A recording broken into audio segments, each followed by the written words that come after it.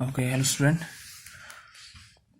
हमने कल जो लास्ट टॉपिक था हमारा वो रेजिस्टेंस, ठीक है। हमारा जो चैप्टर कौन सा चल रहा है, एसी थ्योरी, ठीक है। एसी के बारे में हमने जाना, ठीक है। RMS value, average value, peak value, amplitude, ठीक है। इनके बारे में हमने कल हल्का फुल्का देखा था, ठीक है। आज जो हमने लास्ट टॉपिक छोड़ा था ना, वो था आपका प्योर रेजिस्टिव सर्किट, ठीक है। ऐसा सर्किट जिसमें सिर्फ रेजिस्टेंस लगा हो, ठीक है, प्रतिरोध लगाओ सिर्फ, ठीक। तो मैं ये समझा चुका था आपको, तो फिर ज़्यादा टाइम ले लूँगा मैं इस पर, ठीक है। रेजिस्टेंस लगा है, ये आपका सप्लाई है, ठीक है। आई करंट जा रहा है, इसका मान आर है, ठीक है। और ये वी सप्लाई है, ठीक है। तो मैंने आपको कल बताया था कि जब आपका प्योर रेजिस्टिव सर्किट होता है तो उसमें जो करंट होता है ना और वोल्टेज दोनों एक ही फेज में होते हैं, ठीक है। तो अगर मैं वेक्टर डायग्राम से दिखाऊं तो अगर ये वोल्टेज है ना, अगर ये वोल्टेज है तो करंट भी इसी फेज में होगा, ठीक है। ठीक, तो जिस फेज में करंट उसी फेज में वोल्टेज, दोनों एक ही फेज में होंगे, ठीक है। तो ये क्वेश्चन याद रखना कि अगर आपका प्योर रेजिस्टिव सर्किट है तो जो आपका करंट और वोल्टेज होगा दोनों सेम फेज में होंगे। तो यहां पर थीटा का मान क्या आता है, देखो दोनों एक ही लाइन में है तो दोनों के बीच में एंगल क्या बनेगा, 0, ठीक है। तो थीटा कितना आता है यहाँ पर, 0 डिग्री, ठीक है। तो वोल्टेज और आई के बीच में जो डिफरेंस होता है ना, या फिर जो एंगल होगा वो कितना होगा, 0। तभी तो एक के ऊपर एक होंगे ना, अगर अगर दोनों अलग अलग होंगे ऊपर नीचे तो एंगल आ जाएगा, दोनों सेम है तो एंगल कितना आ जाएगा, 0 डिग्री, ठीक है। अब यहाँ पर ओम्स लॉ से हम करंट या फिर रेजिस्टेंस निकाल सकते हैं, V equal to I R, ठीक है। कभी एग्जाम में आपको वोल्टेज दिया होगा, करंट दिया होगा, रेजिस्टेंस पूछेगा, उसका मान निकालो, ठीक है। ठीक, एक चीज नहीं दिया होगा उसका मान आपने निकालना है, ठीक है। तो आप करंट दिया होगा तो करंट दिया होगा, वोल्टेज दिया होगा, रेजिस्टेंस निकालने को कहेगा, या फिर करंट देखा होगा, रेजिस्टेंस देखा होगा, वोल्टेज निकालने को कहेगा, ठीक है। तो ये फॉर्मूला याद रखना है, V equal to I R, ठीक हो गया। अब पावर क्या होता है देखो तो पावर की जो वैल्यू फॉर्मूला होता है वी आई कॉस फाई, ठीक है। अभी मैं सिंगल फेज की बात कर रहा हूं, ठीक है। आपके पास सिंगल फेज है उसी में देख रहे हैं हम, तो P इक्वल टू क्या होता है, वी आई कॉस फाई, ठीक है। तो अब वी आई तो ठीक है, कॉस फाई की जगह ये जो फाई है ना, ये एंगल है, ठीक है। तो कॉस एंगल कितना है फिर यहाँ, 0 डिग्री, 0 रख दिया तो कितना आया फिर, वी आई कॉस 0 का मान 1 होता है, ठीक है। तो P इक्वल टू कितना आ गया फिर, वी आई, ठीक है। P इक्वल टू वी आई एक फॉर्मूला हो गया, ठीक है। अब V इक्वल टू कितना लिखा है मैंने, V equal to I R, तो आप रख दो फिर V के मान पे, V की जगह कितना रख दिया, आई आर। और दूसरा क्या है, I है ही पहले से, I से I गुना क्या हो गया, I का वर्ग, ठीक है। तो P का दूसरा फॉर्मूला भी बन गया, ठीक है। जैसा क्वेश्चन होगा उस हिसाब से आपने फॉर्मूला यूज करना है, ठीक। अब देखो, अब P equal to V I भी हो गया, P equal to I square R भी हो गया। अगर मैं I की जगह V अपॉन आर भी लिख सकता हूं, ठीक है। तो ये आ जाएगा P equal to V square upon R. 3 फॉर्मूले हो गए P के, ठीक है। जैसा क्वेश्चन आएगा उस हिसाब से आपने फॉर्मूला सेलेक्ट करना है। तीनों पावर के ही फॉर्मूले हैं, ठीक है। पावर की इकाई क्या आएगी, वॉट, इकाई बहुत इंपॉर्टेंट है, ठीक है। पावर की इकाई होती है वॉट, और आर रेजिस्टेंस की इकाई क्या होती है, ओम, करंट की इकाई क्या होती है, एम्पियर, वोल्टेज की इकाई क्या होती है, वोल्ट, ठीक है। तो आपका पावर क्या आएगा यहाँ पर, वॉट में, ठीक है। अब ये वी स्क्वायर आर कहां से आया देखो, ठीक है। ये देखो P इक्वल टू क्या था, वी आई, मैंने आई की जगह क्या रख दिया, V अपॉन आर। यहां से आई का निकाला ना, आई बराबर क्या होगा, V अपॉन आर होगा। तो इसको मैंने उठा के इसमें रख दिया आई की जगह, तो ये आ गया आपका V स्क्वायर अपॉन आर, ठीक है। मैंने इसका ग्राफ आपका समझाया था आपको, ठीक है। अब हम नेक्स्ट टॉपिक में आते हैं आपके इंडक्टेंस और इंडक्टर, या फिर कहेंगे प्योर रेजिस्टिव सर्किट। तो जो आपका इंडक्टर होता है, कुंडली जिसे हम कहते हैं, ठीक है। क्या चीज होती है कुंडली, ठीक है। देखो, अगर मैं किसी कॉइल में से, ये एक कॉइल है, ठीक है, ठीक, ये कॉइल है, ठीक है। अगर इसमें से मैं विद्युत धारा प्रवाहित करता हूं, ठीक है, चाहे एसी करूं चाहे डीसी करूं, ठीक है। तो इस कॉइल की एक प्रॉपर्टी होती है कहो, या फिर इसकी क्षमता होती है, ये क्या स्थापित करता है, चुंबकीय क्षेत्र स्थापित करता है, ठीक है। कौन, ये कुंडली। तो इस कुंडली के द्वारा वो चुंबकीय क्षेत्र स्थापित करना क्या कहलाता है, इंडक्टेंस, ठीक है। मतलब इसकी वो प्रॉपर्टी जिसके कारण से ये क्या कर सकता है, चुंबकीय क्षेत्र स्थापित कर सकता है, ठीक है। देखो, अगर मैं प्रत्यावर्ती विद्युत धारा अप्लाई करता हूं ना, तो ये कैसा चुंबकीय क्षेत्र स्थापित करेगा? प्रत्यावर्ती चुंबकीय क्षेत्र। अगर मैं डीसी सप्लाई करूंगा फिर ये स्थिर कहेंगे, या फिर जो प्रत्यावर्ती नहीं होगा, मतलब ठीक है, जो चेंज वेरी नहीं कर रहा होगा, ठीक है, चेंज नहीं हो रहा होगा, एक स्थिर टाइप का, ठीक है, वैसा चुंबकीय क्षेत्र स्थापित करेगा अगर डीसी सप्लाई अप्लाई करेंगे तो, ठीक है। लेकिन अगर एसी अप्लाई करते हैं तो यहां पर क्या उत्पन्न होता है? प्रत्यावर्ती चुंबकीय क्षेत्र, ठीक है। ध्यान से सुनना, अगर मैं एसी सप्लाई करता हूं ना तो यहाँ प्रत्यावर्ती चुंबकीय क्षेत्र उत्पन्न होगा, उसके कारण विभवांतर बल उत्पन्न होगा, ठीक है। लेकिन अगर मैं डीसी की बात करूं तो बस चुंबक उत्पन्न होगा, हो गया, बाकी कुछ नहीं होगा, ठीक है। अगर मैं डीसी अप्लाई करता हूं ना कुंडली में किसी, तो चुंबकीय क्षेत्र उत्पन्न हो गया, बस काम खत्म, ठीक है, उससे आगे कुछ नहीं होगा। लेकिन अगर मैं एसी अप्लाई करता हूं तो इस कुंडली में क्या उत्पन्न होगा? पहले चुंबकीय क्षेत्र, ठीक है, मैग्नेटिक फील्ड, कैसा? प्रत्यावर्ती। उस प्रत्यावर्ती चुंबकीय क्षेत्र के कारण यहां एक क्या उत्पन्न होगा? विभवांतर बल, ईबी, बैक ईएमएफ जिसे कहते हैं, ठीक है। उस प्रत्यावर्ती चुंबकीय क्षेत्र के कारण इस कुंडली में क्या उत्पन्न होगा? बैक ईएमएफ, ठीक है। ये बैक ईएमएफ विरोध करेगा, किसका विरोध करेगा? जिसके कारण ये उत्पन्न हो रखा है। और ये किसके कारण उत्पन्न हो रखा है? जो मैंने सप्लाई दिया है वोल्टेज, जो वोल्टेज मैंने सप्लाई दिया है उसके कारण से उत्पन्न हो रखा है, तो ये इसका विरोध करेगा, ठीक है। तो ठीक, इसमें मान लो करंट आई जा रहा है, तो अगर मैं ईबी कितना उत्पन्न होगा वो निकालना चाहूंगा ना, तो ईबी इजिकल टू होता है -L/di/dt। ये फॉर्मूला याद रखना, बहुत इंपॉर्टेंट है, ठीक है। तो जो बैक ईएमएफ उत्पन्न होता है वो होता है आपका -L/di/dt। ये di/dt क्या है? धारा में परिवर्तन, धारा में चेंज, करंट में जो चेंज हो रहा है, ठीक है, करंट में चेंज। एल क्या है? इंडक्टेंस, ठीक, इस कॉइल का इंडक्टेंस, ठीक है, इसकी वो प्रॉपर्टी जिसके द्वारा ये चुंबकीय क्षेत्र स्थापित कर सकता है, जब इसमें से हम क्या करें? विद्युत धारा को, जब इसमें से विद्युत धारा क्या करेंगे? प्रवाहित करेंगे, ठीक है। और ये माइनस क्या है? ये बहुत पूछता है एग्जाम में, ठीक है। ये माइनस चीज क्या है? ये माइनस दिखा रहा है कि जो बैक ईएमएफ है वो उस चीज का विरोध करता है जिसके कारण से ये उत्पन्न हो रखा है, ठीक है। तो ईबी इक्वल टू क्या आ गया फिर? -L/di/dt। अगर एग्जाम में पूछता है di/dt क्या है, तो करंट में जो चेंज हो रहा है, ठीक है, जो विद्युत धारा में जो चेंज होगा वो यहां लिखोगे। एल हो गया इंडक्टेंस, ठीक है, और ईबी क्या हो गया? Back EMF. और ये माइनस साइन मैंने आपको बता दिया क्यों लिखा है, क्योंकि ये ईबी विरोध करता है जिसके कारण से ये उत्पन्न हो रखा है। किसका विरोध करेगा? इस वी का, ठीक है, ठीक हो गया। फिर अब इसकी प्रॉपर्टी मैंने आपको कह दी कि इंडक्टेंस होता है जिसके कारण से इसमें चुंबकीय क्षेत्र उत्पन्न होता है, प्रत्यावर्ती। किसे डिनोट करते हैं? एल से, ठीक है, ठीक। इस जो इंडक्टर है, ठीक, इस कॉइल को क्या कहते हैं? इंडक्टर, ठीक है। अब उसकी प्रॉपर्टी क्या हुई? इंडक्टेंस, ठीक, एल से डिनोट करते हैं। अब इसकी इकाई क्या होती है? जो इंडक्टेंस तो कह तो रहा हूं मैं, इसकी इकाई होती है हेनरी, ठीक है। जो आपका इंडक्टर होगा, अगर खाली कुंडली की बात करेंगे ना, उसे कहते हैं हम इंडक्टर, ठीक है।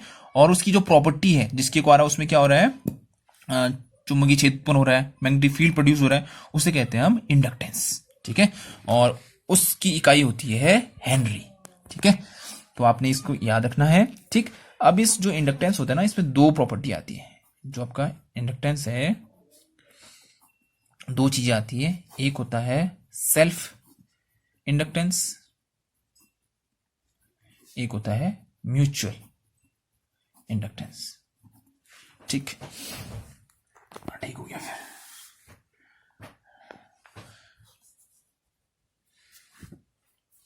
ठीक है, अब सेल्फ इंडक्टेंस क्या होता है? ठीक है, मान लो ये कुंडली है, ये कुंडली है, ये आई मान लो, ठीक है। अब देखो, जब मैं इसमें से विद्युत सप्लाई प्रदान करूंगा तो ये चुंबकीय क्षेत्र स्थापित करेगा और इसमें क्या उत्पन्न होगा? बैक ईएमएफ, ठीक है। वो बैक ईएमएफ क्या करता है? विरोध करता है, ठीक है, जिसके कारण से वो उत्पन्न हो रखा है, ठीक।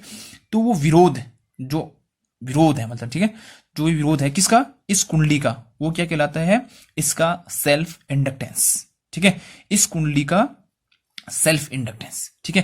ध्यान से सुनना, जब मैंने इसमें से विद्युत धारा प्रवाहित किया, ठीक है, तो ये जो कुंडली है, ठीक, इसमें क्या उत्पन्न होगा? चुंबकीय क्षेत्र। उस चुंबकीय क्षेत्र के कारण क्या उत्पन्न होगा? बैक ईएमएफ, ठीक है।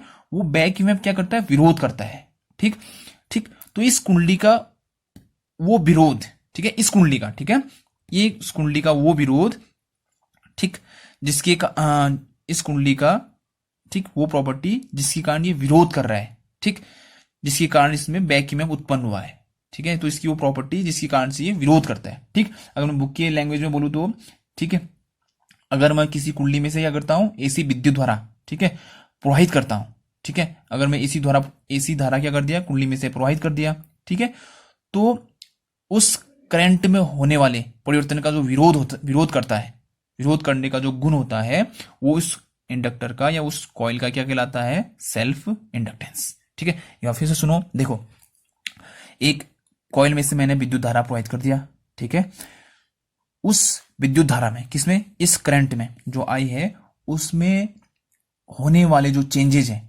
इस करंट में होने वाले चेंजेज का जो विरोध करता है ये कॉइल, वो उस कॉइल की क्या प्रॉपर्टी कहलाती है, सेल्फ इंडक्टेंस। ठीक है, तो इसको दिमाग में रखना आप कि अगर मैं किसी कॉइल में से विद्युत धारा प्रवाहित कर रहा हूं, ठीक है, विद्युत धारा प्रवाहित कर रहा हूं, तो विद्युत धारा में होने वाले चेंज का, ठीक है, उस विद्युत धारा में, इस आई में होने वाले चेंज का जो विरोध करेगा, वो विरोध क्या कहलाता है, इस इंडक्टर का सेल्फ इंडक्टेंस।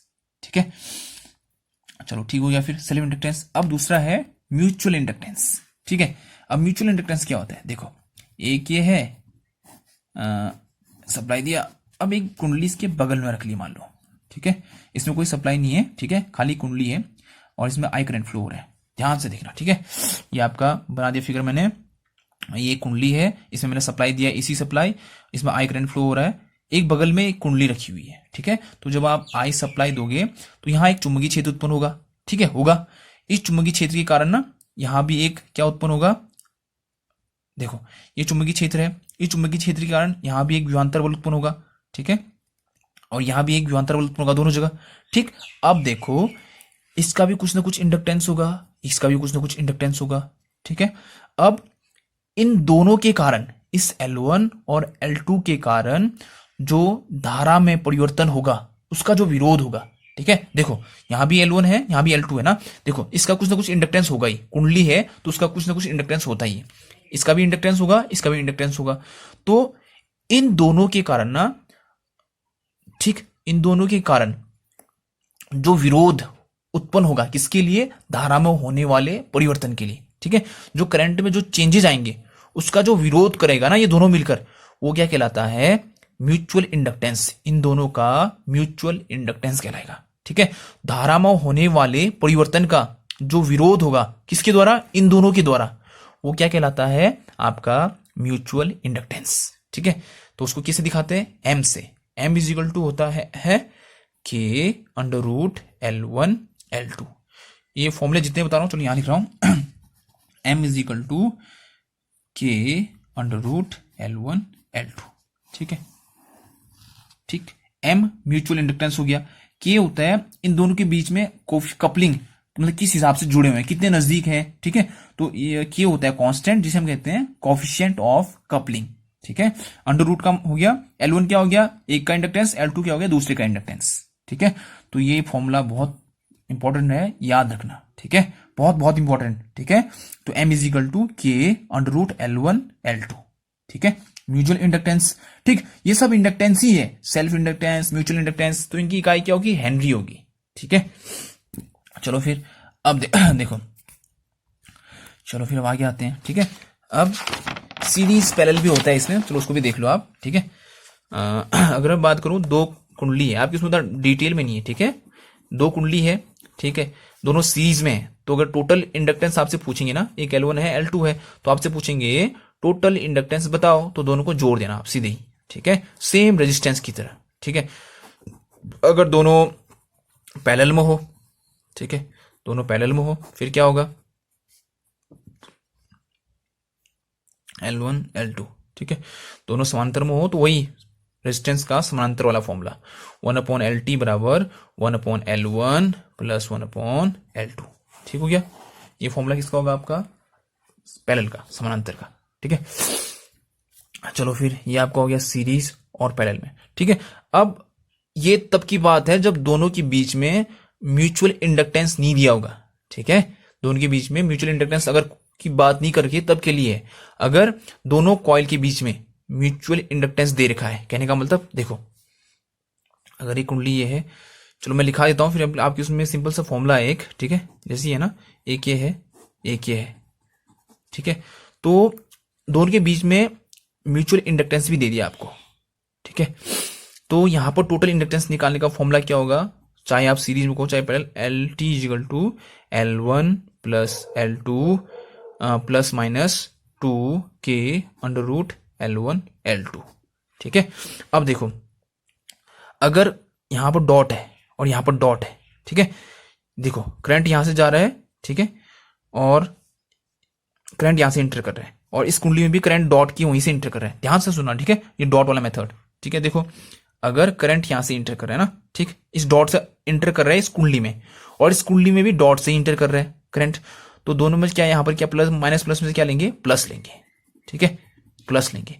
अगर यही फिगर ऐसा बना होता, ये कुंडली ये है, एक कुंडली ये है, ठीक है, एक डॉट यहां पर है, एक डॉट यहां पर है, और आपसे पूछेंगे ये L1 है, ये L2 है, आपसे पूछेंगे टोटल इंडक्टेंस बताओ, तो आपने क्या करना है, LT बराबर L1 प्लस L2 माइनस, देखो मान लो कि करंट यहां से जा रहा है, ठीक है, दिया हुआ क्वेश्चन में आपको, ठीक है, करंट यहां से जा रहा है, इस डॉट से अंदर जा रहा है, लेकिन ध्यान देना कि इस करंट जब यहां से इस कुंडली में जा रहा है ना, तो जहां डॉट नहीं है वहां से जा रहा है, देखो यहां से तो डॉट से गया अंदर, लेकिन यहां डॉट से नहीं जा रहा है अंदर, ठीक है, तो यहां पर फॉर्मूला लगेगा माइनस वाला, ठीक है। तो ये दो फॉर्मूले हैं, ठीक है, इसको आपने याद रखना है, ठीक है, कोएफिशिएंट ऑफ कपलिंग, ठीक हो गया। अब ये कोएफिशिएंट ऑफ कपलिंग क्या होता है ना, दोनों के बीच में कितनी दूरी पर रखे हैं, ठीक है, कितना इसका चुंबकीय क्षेत्र संपर्क में आ रहा है, ठीक है, उसको कहते हैं कोएफिशिएंट ऑफ कपलिंग, ठीक है। अब एक लास्ट पॉइंट है इसमें, बहुत इंपॉर्टेंट थोड़ा सा, ठीक है, देखो एक होता है इंडक्टिव रिएक्टेंस, ठीक, जैसे आपका रेजिस्टेंस होता है ना, एक रजिस्टर है, ठीक है, उसमें से मैं धारा को प्रवाहित करूंगा तो धारा का विरोध करता है, ठीक है, वैसे ही आपका जो इंडक्टेंस होता है या फिर जो इंडक्टर होता है ना, अगर मैं उसमें से धारा प्रवाहित करता हूं तो वो धारा का विरोध करता है, ठीक है, ध्यान से सुनना आप, ठीक है।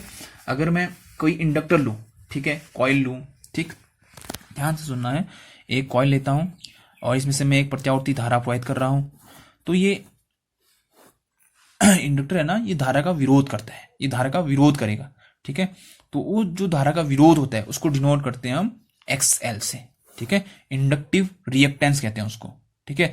जैसे आपका रजिस्टर होता है ना, उसका विरोध किससे दर्शाते हैं, R से, रेजिस्टेंस करते हैं, प्रतिरोध कहते हैं उसको, वैसे ही यहाँ पे जो आपका इंडक्टर होता है, तो जो धारा का विरोध होता है उसको दर्शाते हैं XL से, और इसे कहते हैं इंडक्टिव रिएक्टेंस, ठीक है, XL, और इसे कहेंगे हम इंडक्टिव रिएक्टेंस, ठीक हो गया, XL।